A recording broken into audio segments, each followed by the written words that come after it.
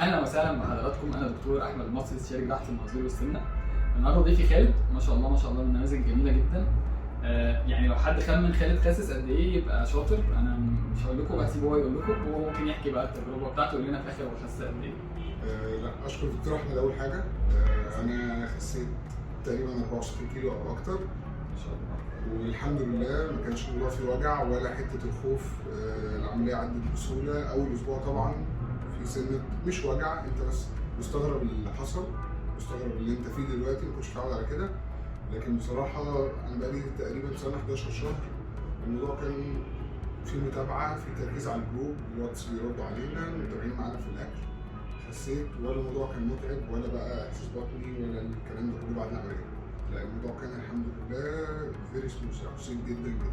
الحمد لله ان انت وصلت لكده، وانا عارف انك ناوي تكمل كمان شويه. يعني انت فاضل لك حبه صغيرين ماشي نوصل لهم، مع ان ما شاء الله ما شاء الله مش باين انك محتاج حاجه، بس ماشي نكمل. وزي ما اتفقنا اهم حاجه نحافظ على الانجاز اللي انت عامله.